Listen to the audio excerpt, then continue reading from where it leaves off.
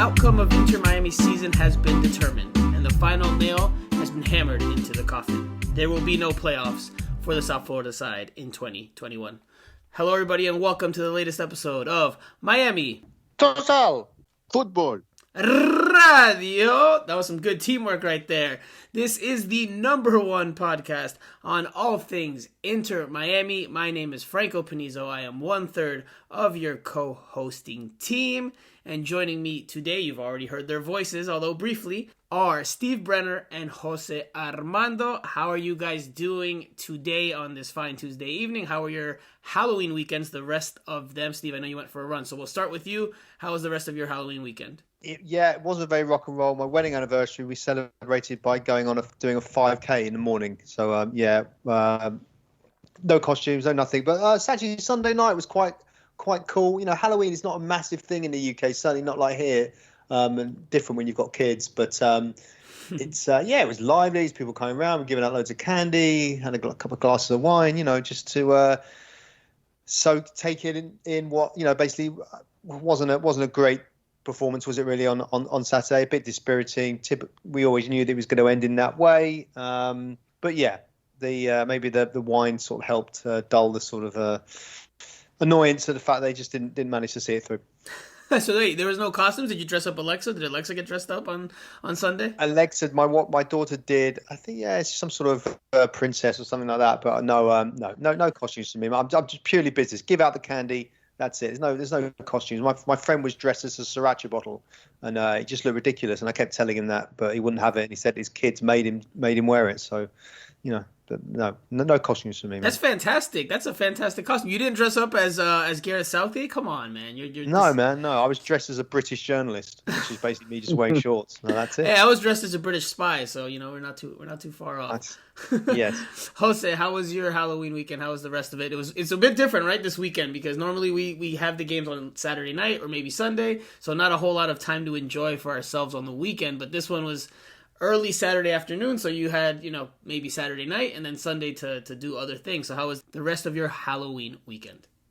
Well, plenty of football for me. Not a lot of Halloween because, of course, we had the game early, and then late that night on Saturday, Miami FC played a meaningless match, but still, kind of had to work on that. And on Sunday, I had more football, but American football with the Dolphins, and late that night it was kind of a getaway for my wife, which is a Target run. So we spent a couple of hours there starting the holiday shopping. Yes, I know. And you couldn't even wait for Halloween to be over to go holiday shopping, huh? Well, let me tell you, I'm with you on this one, but it's not my decision. So, happy wife, happy life. I know Steve understands what I'm saying. So I do. I feel your pain. Yeah. So there you go. That's my Halloween. No trick or treaters though in my neighborhood, which is surprising because plenty of kids around, but apparently they went someplace else, and I had to buy candy, and I actually have it right in front of me, so I'll take care of that later tonight. Well, maybe you have to bring some to practice later this week so that we can all have some late trick-or-treat treats. Look, Halloween weekend was a fun weekend. For me, I'm big into Halloween, and it was good to be able to enjoy the festivities on Saturday and a little bit on Sunday. I actually watched that Dolphins game, and that was not a great Dolphins game. So it's been a few of them this season. But we're not here to talk about the Dolphins. We're here to talk about Inter Miami, which suffered a 3-1 defeat in its home finale. We will dive into that game in more detail, as well as some of the post-game comments made by head coach Phil Neville about the direction of the team.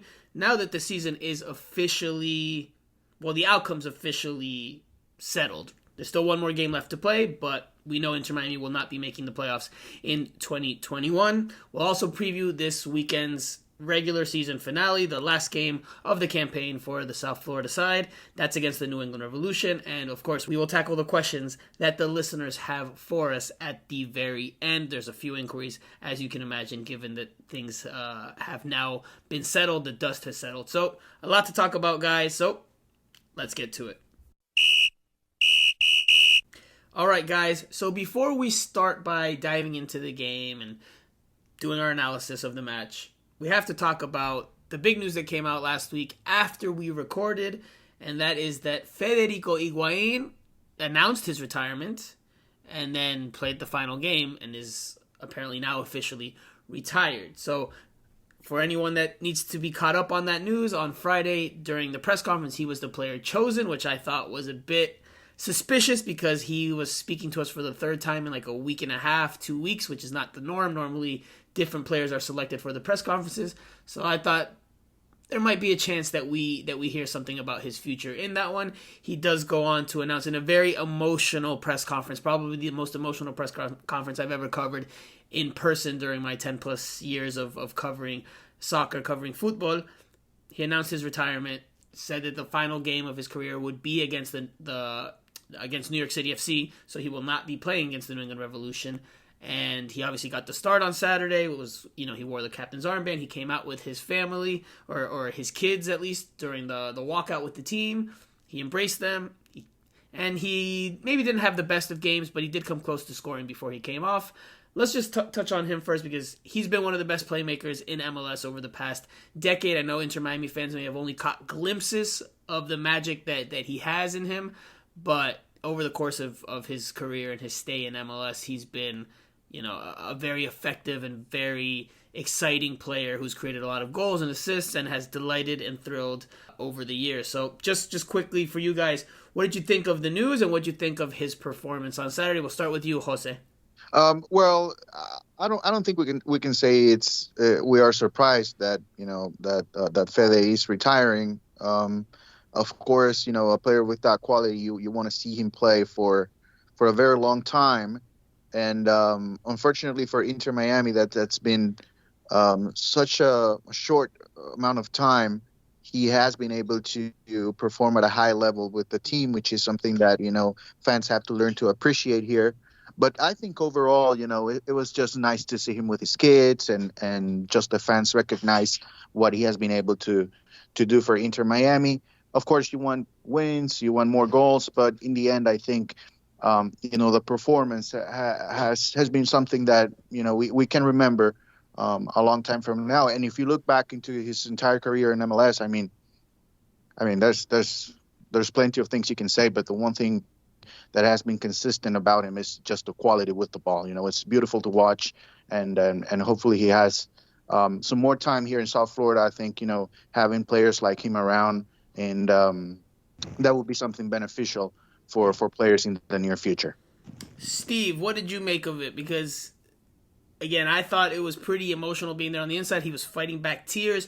The entire Inter Miami squad came into the press conference room and sat amongst us there and took in his remarks, and that obviously maybe impacted him a little bit emotionally because I felt for him, and I felt for him as he tried to hold back his tears and not get emotional, and seeing his face kind of twitch. I don't consider myself a super emotional or sensitive person in those respects, but that press conference did get to me. I didn't cry, but a few players had tears in their eyes as he was saying goodbye to the game he loved the day before he played the last game. So what did you think of the press conference, and what did you think of his final game with that 55-minute shift against New York City FC?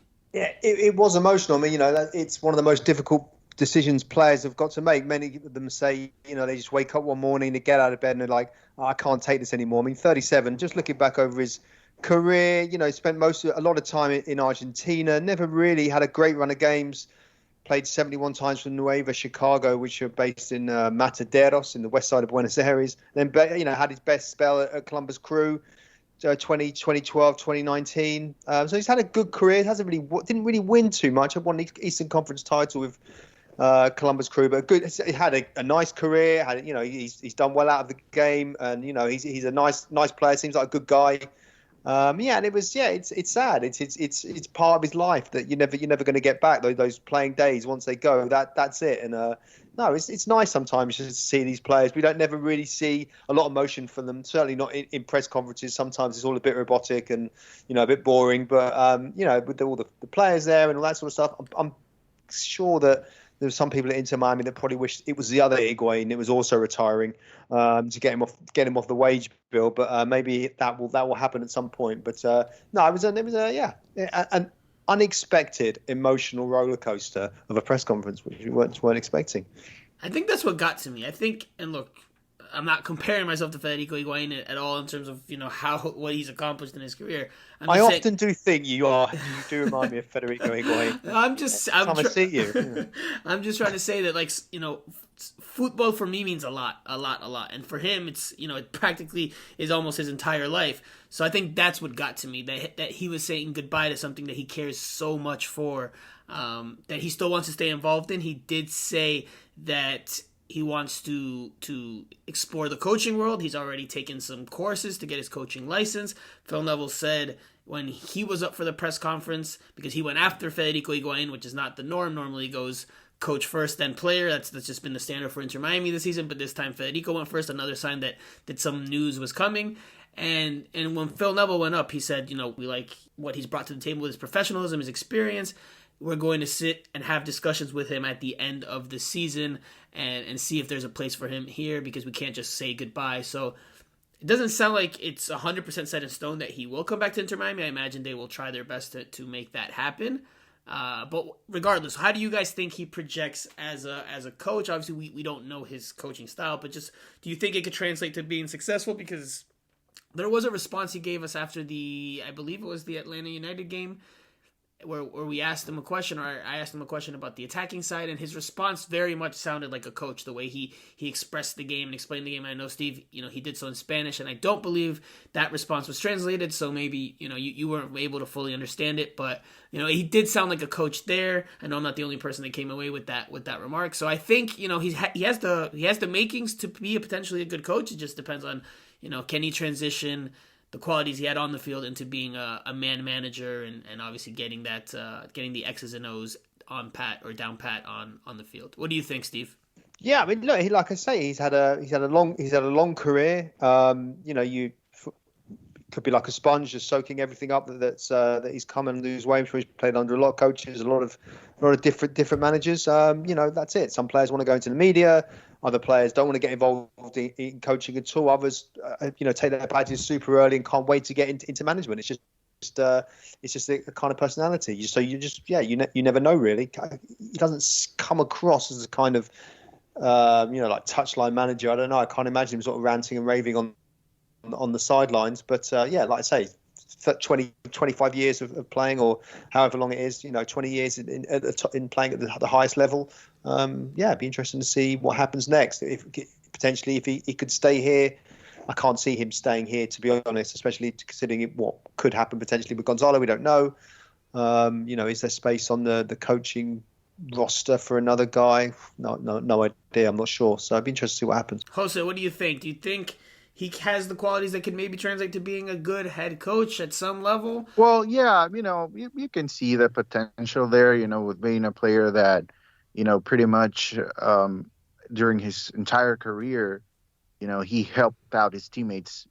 Sometimes if you look back to performances from Inter Miami this year, you can already tell that players around him were better just because, he was on the field. Right. I can see him as a coach, but I think, early on in this next step in his career, he can really help, especially with the players coming from South America. He was able to understand the system here in the U.S., and with so many young players coming over, I think his presence would be beneficial for any MLS team that's actually interested in bringing talent from South America. So I think that's the first role that I will think of. I don't know if you go to the academy. I think maybe, I don't know if he's ready to take on that role. That's a big job right there. So, but I do see a potential in him of being a coach. But I think early on, it's about getting that opportunity in any organization. You will think that he will have a shot, whether it's in Columbus, on DC United as well, which was a big part of his last few seasons, or maybe Inter Miami. We'll see, but there's potential there, no doubt. Yeah, I agree. I think he has the qualities that could translate to being a head coach again, and just we'll see how it all pans out for him and how it all plays out over the next few years. Phil Neville did say that Federico Iguain over the course of this season has sat in on, academy meetings. So, they've given him a little bit of that experience. But, okay, switching gears to the game itself. It was a bit of a different lineup. Back to the 4-2-3-1. Nick Marsman in goal. Nicolas Figal as the right back. Your center back partnership was Leandro Gonzalez Pires and Christian McCoon from right to left. And your left back was Breck Shea. The first line of the midfield was comprised of Gregory and Blaise Matuidi. Second midfield line, your more advanced players in the midfield were from right to left, Indiana Vassilev, Federico Higuain, and Lewis Morgan. And up top as your number 9 was Gonzalo Higuain. Inter Miami trails in this game in the first half. A golazo from Valentin Tati Castellanos from outside the penalty area. Unleashed a heck of a shot that soared past John McCarthy, who replaced Nick Marsman in goal due to an injury. We'll touch on that in a little bit. And then Inter Miami ties the game up off of a corner kick. Nicolas Figal ties the game 1-1, his first goal for Inter Miami. But the wheels come off shortly after that. 4 minutes later, Tati Castellanos scores again after Inter Miami's defense is punished. And the third one comes from Thais Magno. So Inter Miami ends up losing 3-1. Like we mentioned earlier, it wasn't the best performance even from start to finish. I thought they had a better first half than a second half. But actually, Jose, we'll start with you because I know during the game we actually had some banter and some conversations, and you weren't pleased with what you saw at all, pretty much, really? Is that right? Is that accurate? Do I have that correct? Yeah, I was disappointed on the first half on both sides. Yes, we had a golazo from Castellanos. Yeah, it's a beautiful goal from maybe, I don't know, from other game. Not from this one because Right. The quality was not good. Either team was able to work from the build up. It was really hard. I don't know if it's the weather or I don't know what was going on in the first half, but the quality I don't think it was good. Second half, I was disappointed with Phil going back to 5 in the back. I know he'll say 3, but I don't know. To me, that's still 5. It's definitely he needed 5. he needed to win the game. But going back to 3 center backs, I don't see how that was beneficial, especially, when you actually want to win for Fede and the fans. I don't know. But again, another decision for Phil, but this time, it's not very relevant, except that, it would have given, at least to me, another idea of what the team really wanted on Saturday night. And after that, and I don't know if it's because of the formation change, I started to see something that, what's really worrying to me, and it was that, the team was very disorganized. Mm-hmm. McCoon moving forward, Yeah. doing back heels, and I don't know. To me, that was not good, especially when you try to put out a good performance. But maybe it's either the formation or maybe as well, the guys that wanted to win so badly for Fede that, they were trying to do too much. And so those are the things that, I didn't like about the game. I think in the end, New York City, they are a better team because of the standings, but they didn't show much either in the game. So I understand as well the situation that both teams were in. And I was just, in the end, I think, with thinking about Fede, we kind of forget about little things like the one that I just mentioned, how the team was very disorganized towards the end of a match. And that's something that you don't want to see. And it doesn't matter if it's the first game or the last one. You don't want to see that at all. And so hopefully, we see something different in the last game. They still have an opportunity to play one more game, play at a good level, and especially against New England Revolution, which of course we'll talk about that later. But just to set a tone, that's a game that's very important, regardless of the situation that Inter Miami is in terms of the standings. Yeah. So for me, I thought the first half was it wasn't great. It wasn't great, but on the balance of play, even despite the 1-0 score, I thought Inter Miami was the better team. I thought they deserved to be up because if you remember in this game, before the goal from Tati Castellanos, the first one from Tati Castellanos, the golazo, Gonzalo Higuain he has an open look from about 11 yards after he's played a nice ball from Blaise Matuidi inside the penalty area, one-on-one with Sean Johnson. You would expect a player of Gonzalo Higuain's caliber, his quality, to put that away, but he gets neither enough placement nor power to get the shot past Sean Johnson. Sean Johnson makes a great save, and the score remains 0-0. But again, over the balance of play in that first half, I thought Inter Miami was the better side, and I thought they deserved to at least be on at level terms, if not in the lead. Because if they take the lead, it's a different game. Maybe NYCFC doesn't get a goal before halftime. But that's not how it plays out. You were really bad. No, it was bad. It was not a great half. It was not a great half. An excuse. It was not a great half. That's like telling me Inter Miami is better than Cincinnati. Of course. I'm going off of the first half. I'm going off of the first half. In the first half, I saw an Inter Miami team that was just a tad bit better than New York City FC. Now, in the second half, things changed. Inter Miami does pull level, but you could see the game getting away from them even when they pulled level. And I think that's, to counter your argument from before, towards your criticism about Phil Neville's decision to go to 5 at the back, I think the reason he did it was to try to regain control or take back some control that the team was losing, because the team was starting to lose on the balance of play. Even though, again, the score was level, or that NYCFC was in the lead, Miami started losing control of the game, and I think that's why Phil Neville went to 5 at the back to try to give them that control. It just didn't work, especially when you have Nicolas Figal, who started this game as a right back.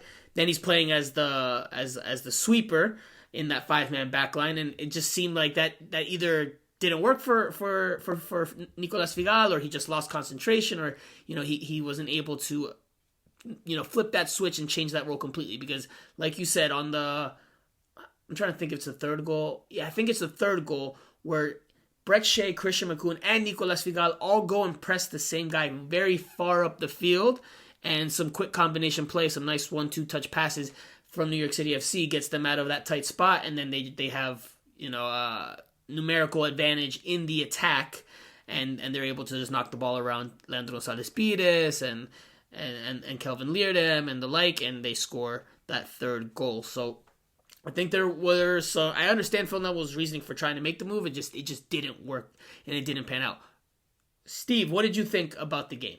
What did you think about the overall performance and the two halves? Because for me, it was a tale of two halves. Although I agree with Jose that it wasn't a great game overall. No, it was poor. New York City were a better team. Castellanos knocked it around nicely. They just looked livelier, I thought. Just a kind of tired performance from Inter Miami. Couple of Higuain, couple of chances, but never really looked like doing too much. And they brought it, pulled it level, and then even then it just kind of fell away again. Your friend Pizarro went missing once again, although I'm sure you're going to tell me he was absolutely sensational. He came off the bench, man. Yeah. He came off the bench. Well, whatever. When he came on the bench, didn't do anything too much. Yeah, I think Matuidi sort of chasing shadows when he got bypassed midfield. It was a good move, but they just cut through the midfield just too easily, and that was kind of emblematic, I think, of the whole season. Just not really up to scratch. 17th defeat as well of the season. That's a lot of defeats out of 33 games they played or whatever. It's not hasn't been great. And it was just a kind of sorry ending. And I guess they go down on Sunday. We'll talk about that in a bit, but at least with the pressure off, so to speak. But the question marks still remain over how they're going to try and rebuild the squad, because it desperately needs rebuilding, doesn't it? So you just touched on something that's important. I think you're eating, by the way. I heard a clank of a plate over there. What are you eating over there, Steve? This is the first time we've ever had anyone eat on Miami Total Football Radio. I'm not eating anything. No. There was a bowl on the floor which I just moved. That was it. So you were eating, or is that for your cat, or? No. It's before. Yeah, no animals here, mate. No animals here. Animal-free zone. Animal-free zone. Okay. Well, you touched on something that I think is a talking point, and that was Blaise Matuidi. Because in the first half, I thought Blaise Matuidi was one of Inter Miami's better players, and in the second half he was not. And obviously the the second goal starts or is somewhat initiated with that pass that finds the space in behind him. He fails to track the runner, and that leads to a poor sequence of events. Christian McCoon, who should have been behind him, was pulled well out of position out to the left because he was trying to cover for Breck Shea, who was far advanced. And just the defensive organization was not great for Inter Miami in that second half. It seemed like players were just not on the same page. And, Phil Neville after the game said there was too much individualism. Still, there's continued individualism from certain players in this team. He didn't name names, but he did say that, and that's one of his frustrations after the game.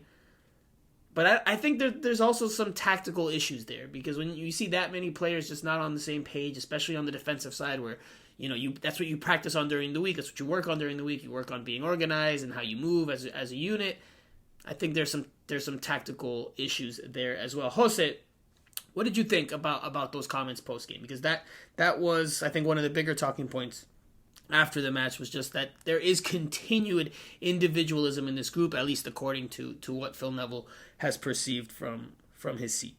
Well, I think, especially over the weekend, if we talk about over the weekend, I think it was just a matter of the players wanting to do a lot more than maybe they had to do. They had to rely on the collective effort to get the win.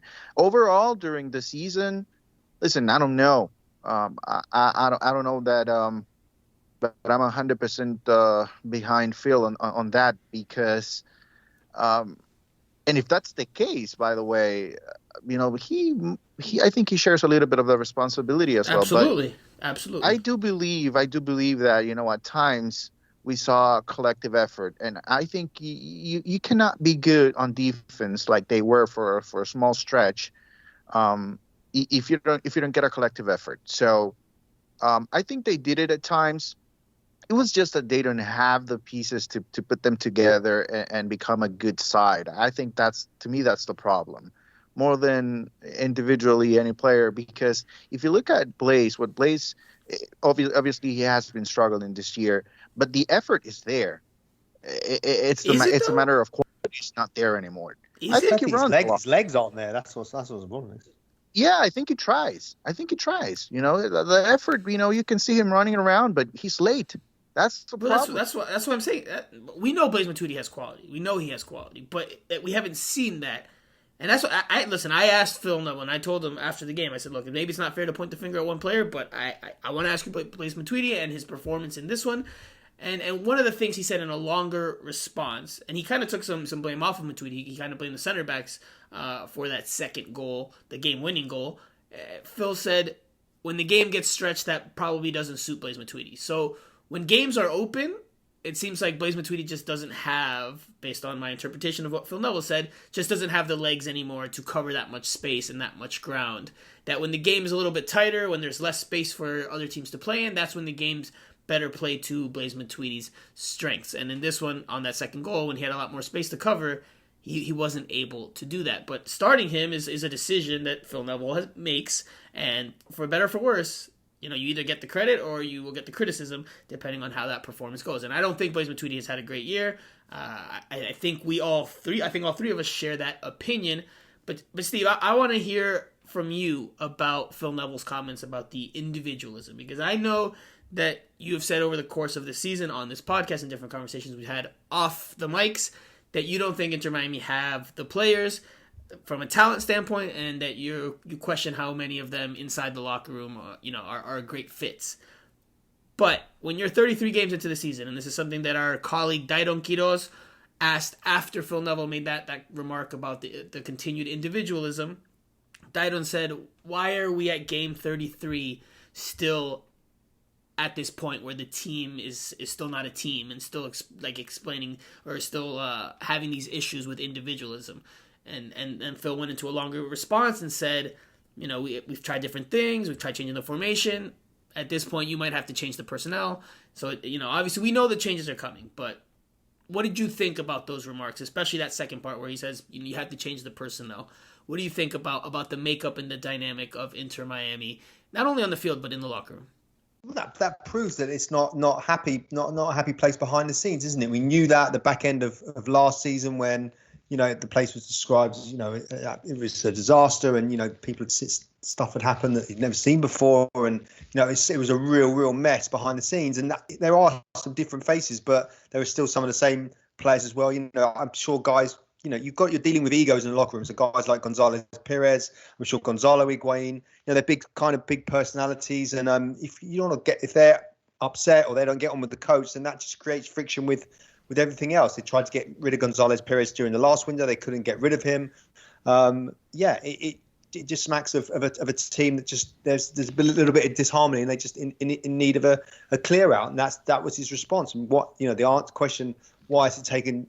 Why we at the end of the season they still haven't come together as one? It's because they can't, because there's personalities in the change room, I guess, that are just not willing to play ball, and that's why they need to. They're trying to get these players out and have I don't know, maybe those younger guys they keep talking about. They want to have them as the sort of foundation of the team. I mean, you've always got to have veterans and experience in it, but you need to have the right blend. The wrong character can upset everything, and you can't get rid of him. But yeah, you've got to play him because you've got no other option. So I thought the comments were very, very telling, and that's the first time he's probably admitted that in public. I mean, I don't think Diego Alonso really got into too much about that with him, but he's admitting that changes need to be made. And how much of that also falls on him, because it's his job over the course of the year to try to get these guys together. They've tried different things. They had the one outing where they all went to Topgolf earlier in the year. There was different points this year where Phil Neville said, he saw more of a team, that things were better in the locker room. The ping pong table helped, which I actually got a tour of Inter Miami's practice facility not too long ago, and I saw the actual ping pong table. It's legit in the middle of their locker room at the training facility, so it's like right on top of the logo in the locker room. So I thought it was off to the side somewhere. No, it's legit in the middle of where the players change and everything. So, but look, we've heard at different points this year that the team was better, that the collective spirit was so much better than it was at the start of the year, when this just looked like a collection of individuals. But then to hear this again at the end, when things are obviously, when they're up against the wall, when their backs are up against the wall, I mean, Phil Neville has some responsibility there, because he clearly has not done as good enough of a job as he wanted, or as he thought he was doing midway through the season, when he thought things were on the right track. You're dealing with egos. You're dealing with maybe players that don't want to be there. But that's what man management is, though. But that's what man management is. But you can only try. You can try. Doesn't necessarily mean you're going to succeed. You can't change someone's personality. I mean, you can certainly. Your man management certainly helps. For some reason, there's friction between those guys. And for whatever reason, maybe they're not happy. Maybe they just want to leave and they want to go somewhere else. I'm sure that they've tried hard, and they haven't been able to. That's why they were trying to get rid of them.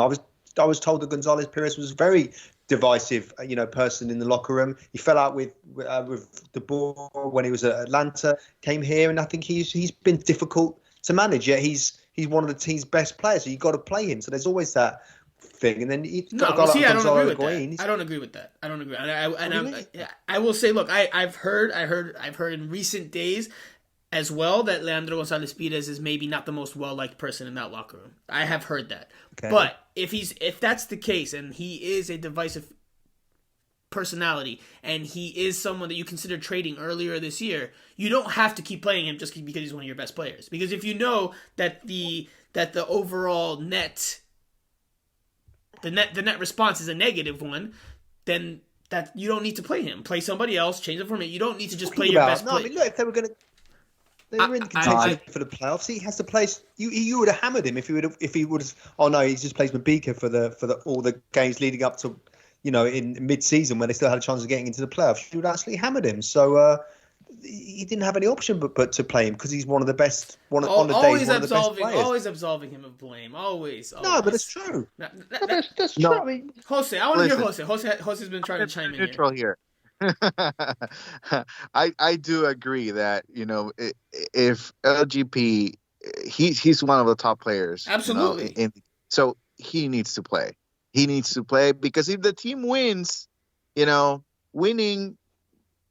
Listen, if you get 4 wins in a row and you're fighting for a playoff position in the last game of the season, listen, players are not going to care at all. They will think about it in the off season. They want to put their voice out there in the off season with the front office. But if they're winning, everybody wants to win. So you take on whatever personality you have in the locker room. You're not going to like every single player. So I think you have to play him. But I do believe that Phil shares some of the responsibility in terms of what the situation is inside the locker room. Of course, we don't know exactly the details because we're not in there every day, but you have some of that responsibility. You have to believe that at some point, Phil, if he saw something that was not good for the environment in the locker room, he needed to have a meeting with whatever amount of players it was. If it's just 2 players, if it's 3, 4, I don't care. You need to have that conversation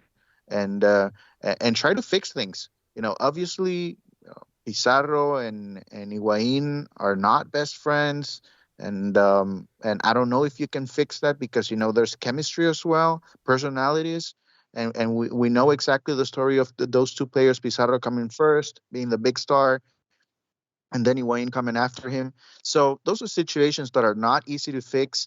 But I would think, and I would hope that Phil at some point addressed the situation within the locker room. If it didn't work out, well, it is what it is. Remember, we can honestly say that still this is not Phil's team, right? He still, I think, is going to have an opportunity now to build a roster that he actually likes and thinking about a system that will be beneficial, knowing that the situation that is upcoming for the team with sanctions and everything, I think this is the year for Phil. And we talked about this in a previous podcast about why did Phil deserve to stay, or why was it beneficial for Inter Miami for Phil to stay? And I think that's a very important reason right there.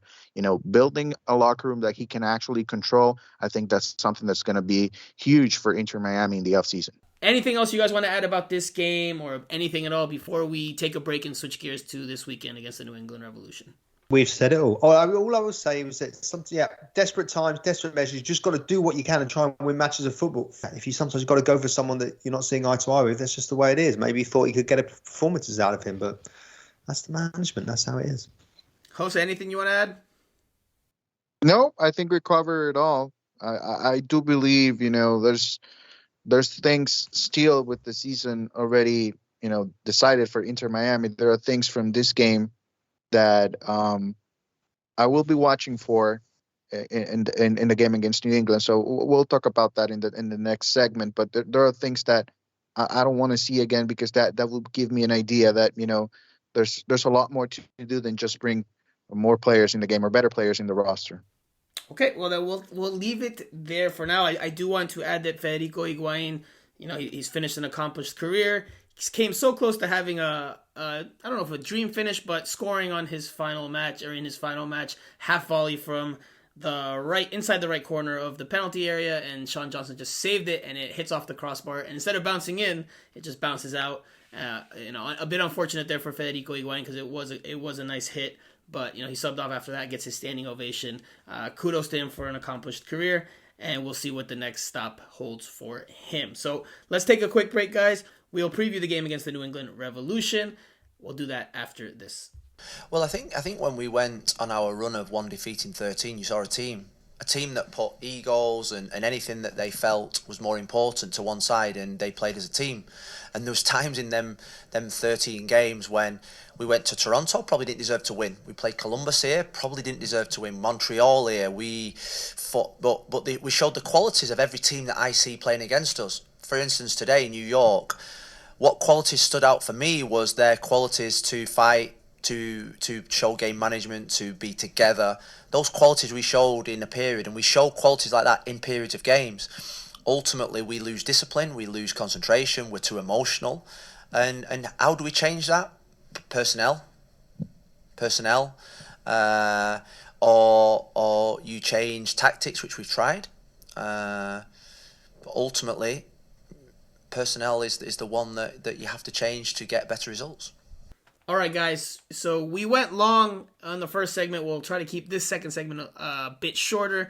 I think there's a lot less to talk about given the overall standing of things.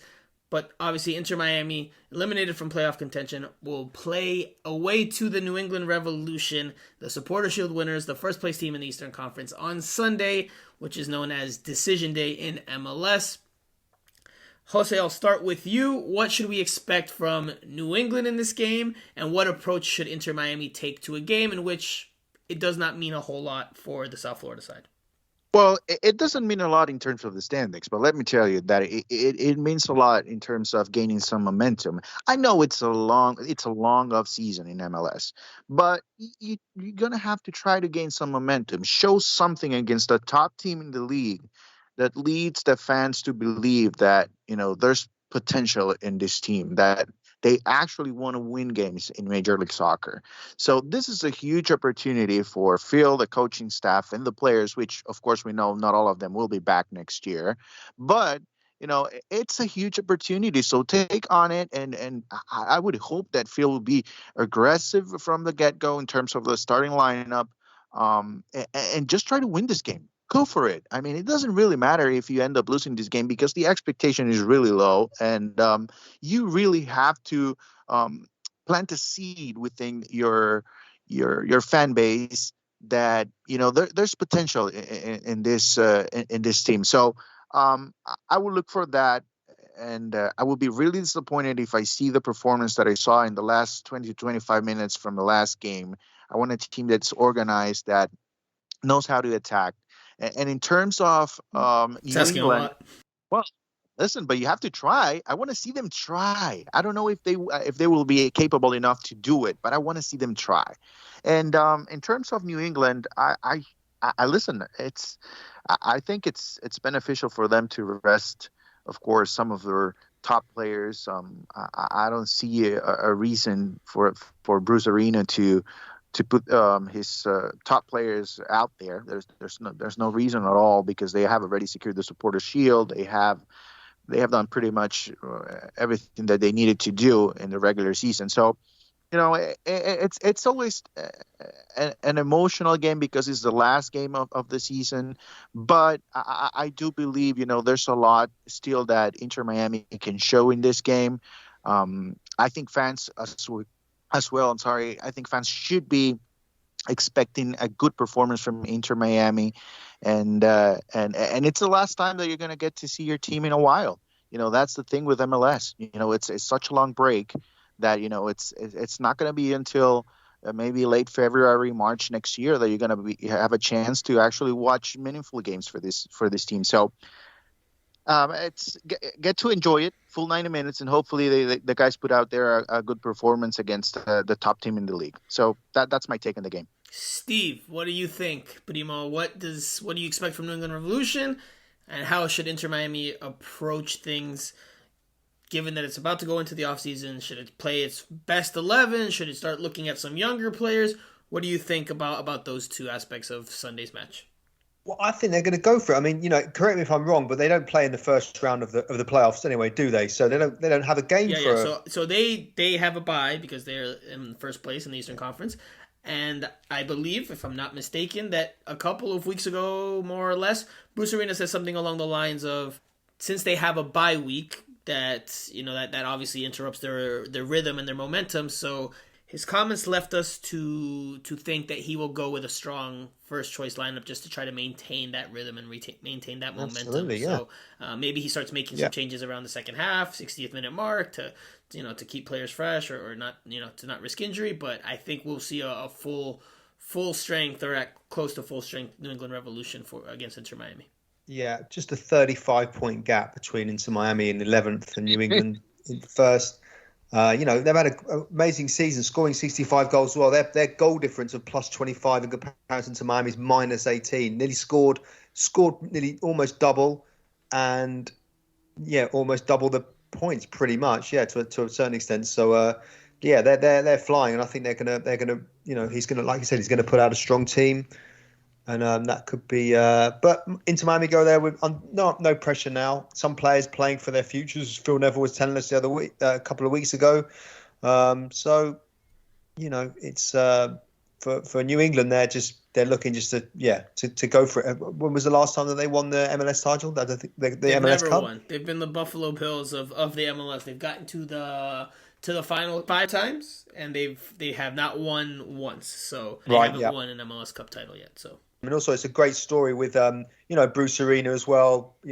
Legendary coach, certainly in US soccer. What he did with the national team, and then just ingrained in the sort of US soccer culture right from the start. So that's a great story if he can pull that off. So it'd be interesting to see. But for Miami, they just need to get the season finished, and I think then the hard work starts, ringing agents and clubs and trying to move players on and around, I think. But so do you think Miami's going first choice starting lineup, or do you think Miami's going to maybe bring in some youngsters and then try to start playing different guys to try to give them some minutes, try to maybe boost their value before they head off into the off season? I think he could potentially be experimental, and have a look at a few things that perhaps they haven't been able to look at in the season when the pressure's been on. I don't know what else really they can. They've looked. The squad has been, pretty much the same the whole way through, hasn't it? So, I'm sure he's got a good idea of what he wants to do, moving forward. And like I said, have they progressed or not since last year? I don't know. I think it's slow progression, but it's just like I say, it's the preseason that matters now. I will not take that bait though. I will not take that bait. He said that he's trying to say if they've progressed or not. I mean, they're in a worse place than they were last year as of right now with a better roster. Look beyond the table, mate. Look beyond the table. That's your problem. Well, where have they progressed then? Where? Well, I just. I'm not taking the bait. No, I'm not doing this. Jose, go ahead, Jose. I know you had to That'll say be a bonus pod. Don't worry. Yeah. We can save it for the end of the season podcast because we have had that conversation before. That's the only reason why I don't want to do it again because we've had that conversation before. I know you're the answer. It's okay. It's fine. You're also pressed on time. You're leaving us. You're not going to make it to the Q&A session. So I'm trying to not go into a side combo here. Jose, what did you want to add there? My question is, do you think Pepito Higuain travels? Oof, good question. Gonzalo? Yes. Yes. I think it would send a bad message. I think it would send a bad message if he doesn't travel. Farewell performance before he retires, potentially. We haven't spoken to. When was the last time he spoke? After one of his better goal scoring performances. He doesn't normally speak to us when things are going south, and that's not. I don't think that's a him decision. I think that's a team decision that they withhold him unless he's done something well. All right, I would say no. You say he no? won't travel. You don't think so?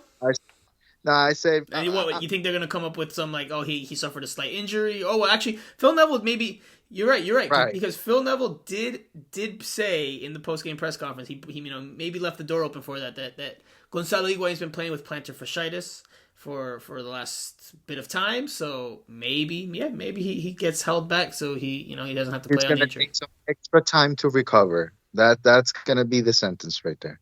Some extra time to recover, extra time for him to go back to his family and start a vacation. And no, he's not traveling. I'm telling you. By the way, it's not a good look, but I don't think he'll travel. Okay. Hey, it's a bold prediction. You've put yourself out there on the limb. So let's see. Speaking of predictions, guys, 2 things before we wrap up this segment.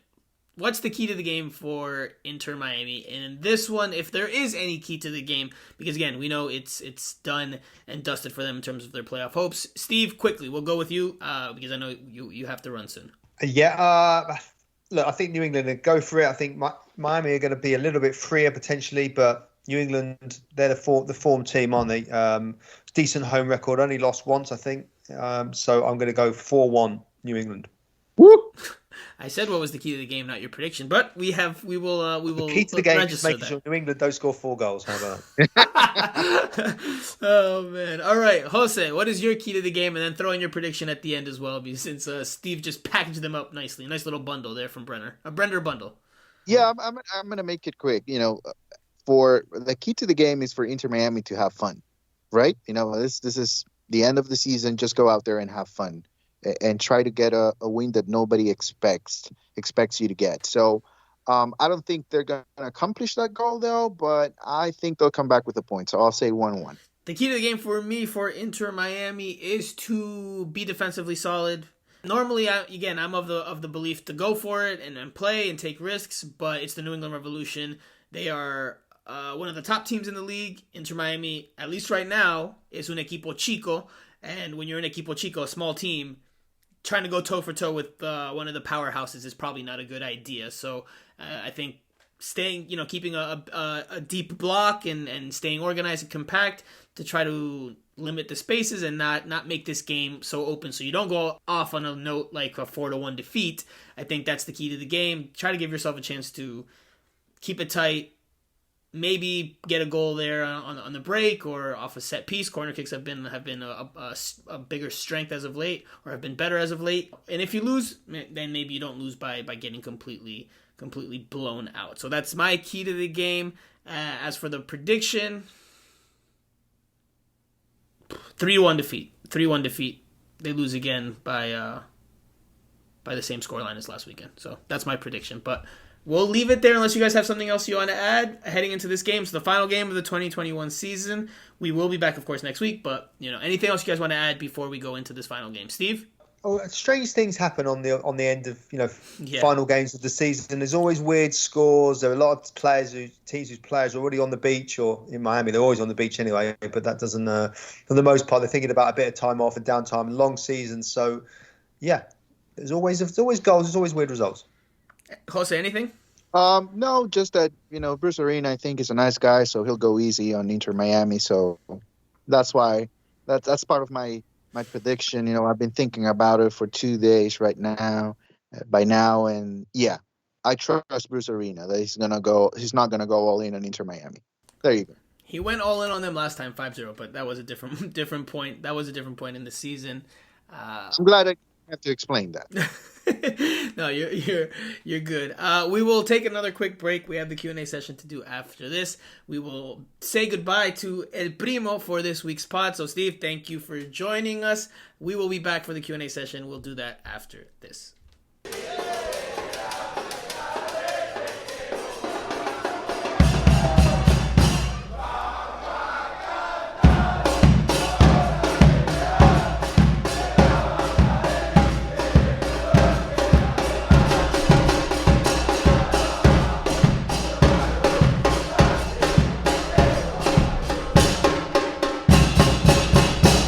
Okay, PS5 Jose, it's Q&A time.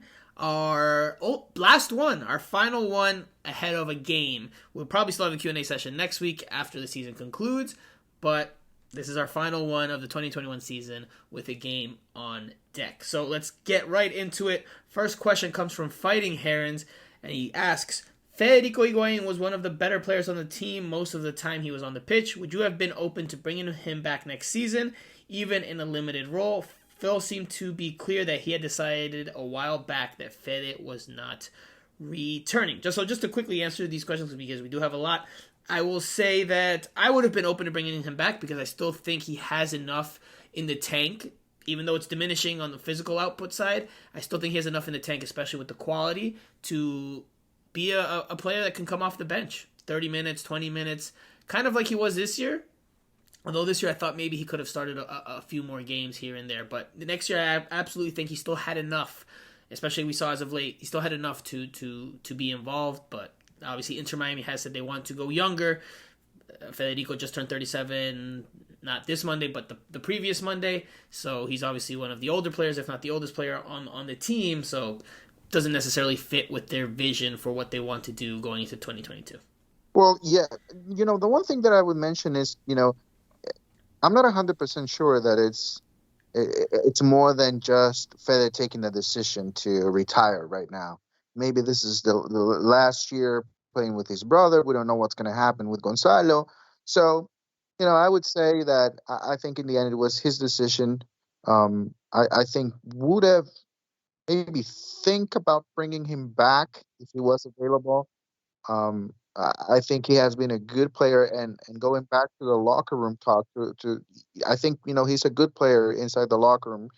He seems to be a good one. So I think it's all about Fede just understanding this is the time to retire and move on to the next step.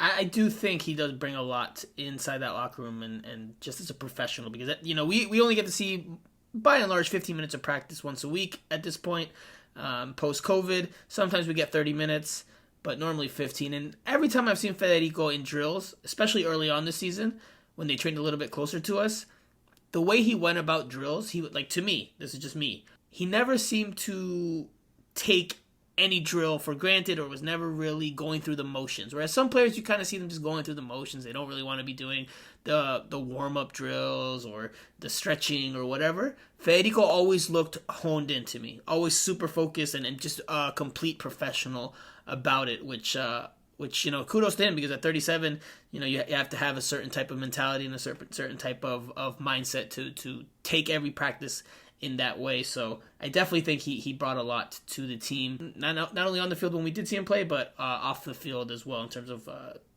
he's kind of an example to follow. Next question comes from Talk Inter Miami CF. Who is the one player that disappointed you the most, and who's the one player that impressed you the most? It's a good question. Season's not over, but it's a good question. Jose, we can start with you on this one since I went first on the last one. All right. The player that disappointed me the most. Oh my God! I think this is a long list, but I'm gonna give us one. It says the most. Just one. I don't know. Oh my God! What a tough question. Do you want me to start? Do you want me to start while you think about it? I think I have two choices. One of them is Pizarro, right? Just because he was playing with a I don't know if a top player anymore, but Gonzalo Higuain, he's a quality player for MLS still, and so I don't think he took advantage of the opportunity of playing alongside him. That's the one thing, the one player. And the second one to me would be Juli Carranza, just because he was not able to convince Phil at any point during the season that he at least should be considered to come in the game. I'm not going to say start because that seems so. That seems like a fantasy at this point. It feels like he never got that chance, and I do believe that takes he needs to take on that responsibility as well of why that didn't happen. It has to be on him. It has to come from training sessions. He has to be impressive there. He needs to work, and so. He was never able to accomplish that. So those are the two players that disappointed me, and for the player that impressed me the most, I think it was, and I don't know if we will agree on this one, but I think Gregor for me, it's the player that impressed me the most because he came in and it was a quick turnaround for him as well, coming from a completely different place and just a few weeks after he got in. For the first time, he was the captain of the team. So, and of course, a lot of quality as well in the middle of the field for Inter Miami coming from him. So that's the player that impressed me the most. So I'll keep it short and sweet, and I will say that I fully 100% agree with you that Gregory's been the most impressive player this year, and I think he's been the best player this year. So easily 100% agree with you. The most disappointing, I think, for me is between two players, but I know which one my answer goes with, and I think for me it's between Rodolfo Pizarro and Blaise Matuidi. I would go Blaise Matuidi because last year when we saw that midfield, whether it was Blaise Matuidi and Victor Ulloa or Blaise Matuidi and Will Trapp, we said then, or at least I said then, that Inter Miami needed a number 6 next to him that would help do a lot of the dirty work defensively, and that would free up Blaise Matuidi. And they got a number 6. They got Gregory, who again we both think is the most impressive player this season for Inter Miami. And even with that number 6 next to him, Blaise Matuidi still did not raise his level. He probably even regressed from what we saw last year, and just was not good from him. Pizarro, he hasn't had a great season, but I think that has much to do with the chemistry that he has with Gonzalo Higuain than it has to do with just his individual performance levels alone. I think that there's more to it than that. Whereas Blaise Matuidi just hasn't lived up anywhere close to expectations and not been anywhere near consistent enough in the middle of the park there for Inter Miami. Next question comes from Luis, and he says, Franco, where was Gonzalo at the time his brother announced his retirement? Was he there? Any comments from him? And then he has another question for all three of us, and it says, well, two of us because Steve is no longer in the building. But Luis also says, to all three, as a supporter, I'm not willing to applaud or thank this team after a failed season. Do you sense they know they failed the supporters, or is it business as usual? My guess, based on them not coming up to thank La Familia at the end of the season, is the latter. So I will start with the first one since it's directed right at me. Gonzalo was in the room, in the press conference room at Drive Pink Stadium. He was part of the entire team that walked in to watch Federico and his final press conference as an Inter Miami player. And he was there. He took it all in. He applauded very, very respectfully and in a very admirable way. The way he applauded for his brother there at the end showed a lot of respect. As did the entire team that stood up and gave him a standing ovation after the press conference. He was the first one to walk up to him after the press conference wrapped up and gave him a very big brotherly emotional hug, and then the rest of the team followed suit. So Gonzalo was there. He did not make any comments, obviously. We didn't have a chance to speak to him there, but he was there at the time of the announcement. As for the other question, Jose, what do you think? Do you think the team has a sense that they failed the supporters, or is it business as usual? No, I think they understand exactly that the expectations were not met this year. I do believe that, especially Phil, I think he has that level of compromise that you can feel comfortable with if you're a fan. I don't believe that he's a careless coach. I think he takes on the responsibility of leading this team because he believes in the organization. He believes, of course, I think he has a relationship with David Beckham that's important to him, and he doesn't want to disappoint his friend. So I do believe they do care. They do care. But remember, I think the team is still struggling from a rough start. And not talking about on the field stuff, but off the field with Paul McDonough and everything that went on in that first year. I think still they haven't been able to recover. And I don't know how long is it going to take. Hopefully it's not that long. But I do believe that they care. But I completely understand Luis with his comments, and I think that attitude is beneficial for the team because that shows that you have fans that actually care about the team, and they're not going to the games just to find some entertainment. And it's not the same for these fans to go watch a sporting event. It's a special to go to Inter Miami games, and I personally appreciate that. I think that's good to have. No, I respect and understand the frustration he has, and to answer his question, I think that the team knows that they failed the supporters, but I do think, and it obviously is just how you are as a person, how you consume the sport, I do think that there is an element, and you saw it this past weekend, and it's a bit of a juxtaposition here, where you had some fans that cheered on the team after the final whistle of a loss and after a season to say thank you and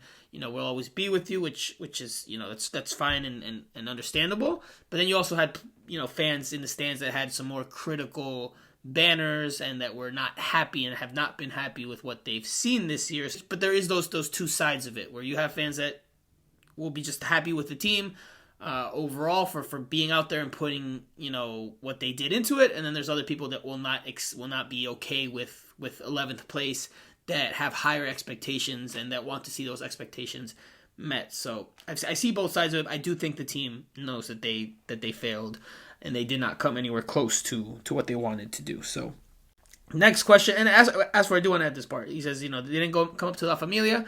Look, from what I saw, that they went around the whole stadium, they kicked balls around, and they signed some autographs. So I don't know if I don't think they omitted La Familia. From what I saw, I'm pretty sure that they did it for all four sections of the stadium. But I don't know if there was anything added or anything different for La Familia in addition to that. But that's just what I saw during those post-game ceremony or whatever you call it. Maybe he expected something more for the supporters group. Maybe that's his point. Because they did went around the field. Yeah. So next question comes from Gerald. If the team is as bad as this year's by the halfway mark, do you think Neville is sacked? What do you think it would take to warrant a coaching change? I will say no. I'm going to try to keep it short and sweet. I will say no. the only way possible like I could see it is if they're dead last by next summer, and even then I think it'd still be a hard thing for Inter Miami to go through or to go with to let him go. I just think he's got a good bit of job security here. Yeah, I think, I would give him one more year, and it's going to be a full season for him, especially with the roster situation coming up. I think the season for Inter Miami doesn't necessarily start in March, but I think, it's going to be a quick turnaround. And I believe by the start, actually, of the games in the 2022 season, we can set our expectations on this team. If they have a good roster, then maybe that's the case. Halfway, and they're not competing. There's no attitude. There's no intensity. There are certain elements that are, required for a top team. If they don't have those, then maybe, but I do believe they're going to give him at least one more year. Yeah, I just think that there's, there will be built in, I don't know if I want to say excuses, but there will be reasonings for why they could explain if they get off to a poor start next year. And it'll be, there's a lot of transition. We have a lot of new players coming in. We've been hit with sanctions. We're still trying to piece all these things together. It's a process. So I just don't think it'll happen unless they're playing very poorly and they're in last place in the Eastern Conference. Maybe then, but even then, I'm still not 100% convinced that they'll part ways with him if things aren't going well. Hopefully, for the team's sake and for you listeners and the fans, hopefully the team gets off to a much better start next year and is in a better place at the midway point of the season. Next question comes from Gabe P, and he says, Phil played without a striker, last game for the last 35 minutes. Why didn't he add Juli to the game? It worked the previous match. It proved that he didn't know what his team needed. Who could replace Phil if he leaves? I know he won't leave, but if he does, who do you see coming from MLS? Jose, do you want to tackle that one, or do you want me to start? Yeah, well, it's a short answer for me because listen, that's something that I was thinking about as well. But I have given up on Juli. Everybody listening to this podcast knows that I've been rooting for Juli Carranza to get his opportunity. But listen, I think the situation it's very clear here. If you need a goal scorer, and Juli Carranza is supposed to be that player for everybody outside the club, and if he's not getting that opportunity, I'm gonna trust Phil that what the decision that he made was based on what he sees every day in training, and if it's not enough what Juli Carranza is doing at the time, I'm gonna have to trust Phil. So I was disappointed again because, of course, you want to see the guy get an opportunity, especially after being one of the first signings of the team. But I don't know. I don't think this is a good match for him, and hopefully he gets the opportunity someplace else. So disappointed, not surprised at all. I would say who could replace Phil, because the question was about Phil. Who could replace Phil if he left or if he, if the team parted ways? I think an assistant in MLS would probably be the way to go if you could find one. I mean, there are other candidates out there that don't have jobs currently, like, Luchi Gonzalez, but, does he fit what Inter Miami wants to do? I mean, look, I think Chris Henderson, he has a good network of contacts because he's been in and around this league for so long, not only as a player, but as a front office member. So, look, I think that the pool would be wide. For me to pinpoint and hone in, I'd probably have to think a little bit more as to who they could go with if they wanted to. Who would be their top 5 candidates within the league if that's the route they wanted to take. But next question comes from Endo. Update on Jean Mota, short and sweet. And I've said that a few times here, but update on Jean Mota, short and sweet. I would say I haven't heard anything new.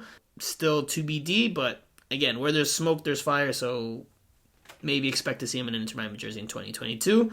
Jose, next question comes from Sal Paradise. Which current players do you think will still be with the team at the start of next season? I think that's a question for the end of season pod. What do you think? Or do you want to try to give it a go here? I can give you two names. And this question reminds me of Pedro Gonzalez of El Nuevo Herald, because he actually asked me this question. So you're ready. And no, it was hard to come up with 5 players. He asked me for 5 players, and it was really, really hard. But I would say I can give you Gregory, of course. I will keep Marsman as well. And the other name that we were thinking about is maybe Makun, Maku's coming just back for because sure. of the progress. No, but I mean, we're talking players that. Oh, let me see. Maybe we had a different question in the press box the other day.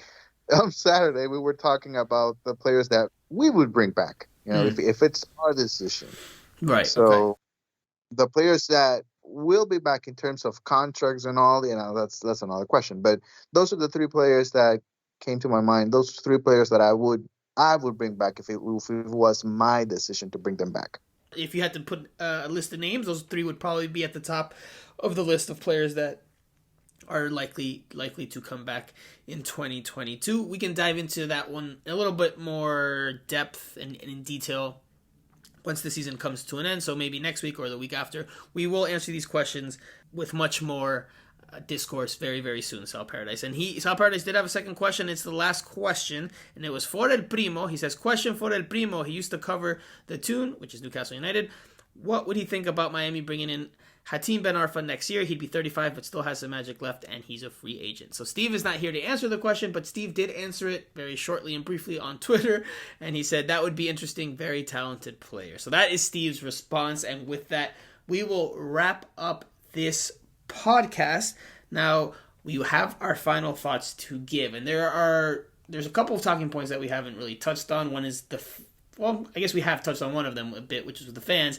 But one, and it'll be my final thought, I'll start first, and you can go after me, Jose, if that's okay, is that Nick Marsman suffered an injury in this last game against New York City FC. He collided with Breck Shea, looked to be having some sort of knee issue, was subbed out of the game. John McCarthy came in his first appearance since July, and after the game, although we didn't get an exact diagnosis, Phil Neville did say it appears to be some medial ligament type of issue.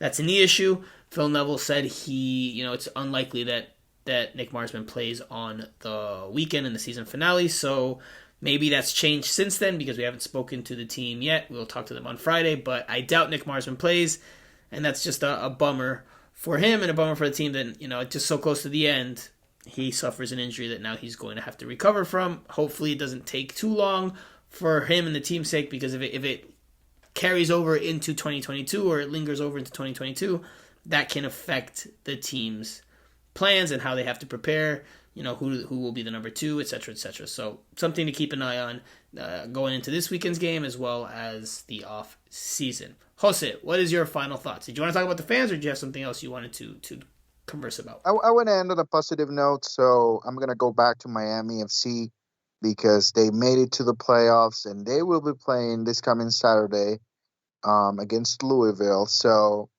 kudos to the players and all the Miami FC fans. I don't know if there are any Miami FC and Inter Miami fans. I know there was some sort of rivalry, but I don't know if that is completely out of the picture now, knowing that they compete in completely different leagues. But listen, it's a Miami team, and they are in the playoffs. They are still hopeful that they can win the USL Championship title, only their second year in the league. So best of luck to Miami FC over the weekend. Hopefully they get a win and move on to the next round.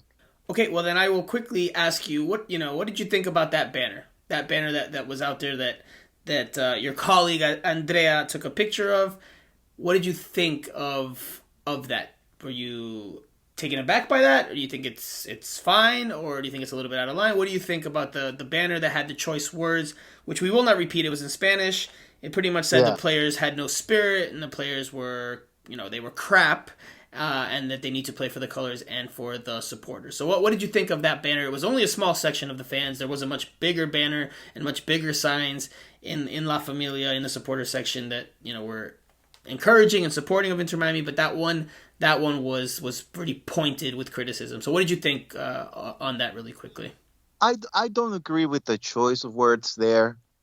But I get it, from the fans. I think they had the right to voice their opinion, and I'm a positive guy. So I would say this is something that that ownership needs to look at, and stay away from criticizing and just understanding the type of fans they have. This is something very Latin American.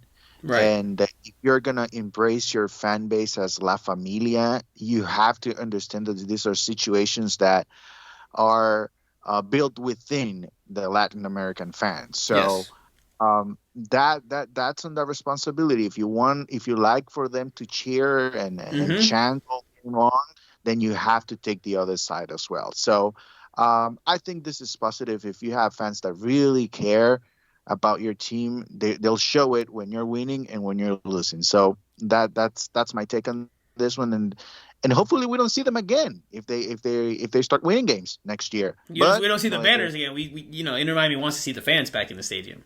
Right. No, of course the banners. I'm talking about the banners. Hopefully we don't get to see those again. But listen, it's part of. It's part of, and I'm actually okay with it. It's just the words. I would change some of the words that they used, but other than that, I'm okay with it, and I think it's something important for people to understand. What the fans wanted, it's not to hurt the team. It's to make them realize that they have to be better. So I'm okay with it.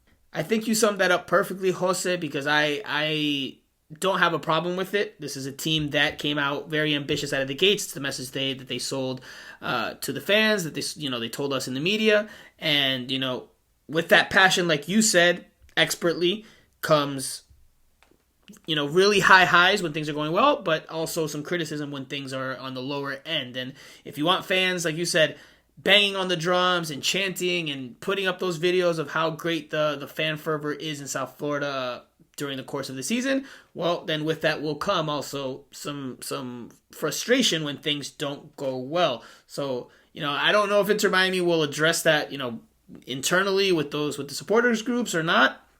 But, like you said, I hope that they do not, because if you are bad, if your season is bad and you're an ambitious team, then you're going to be criticized, and that's just part of it. Now, if you do well, they will love you and they will express that happiness and that joy as well. But, you can't just pick and choose which parts of the passion you want. And I hope Inter Miami doesn't go that route. But anyway, let's leave it there. It's been a good, healthy podcast this week. We'll be back again next week to put a bow on this season and start looking ahead a little bit more closely to the winter and to the off season. So for Jose Armando, for Steve Brenner, I am Franco Panizo.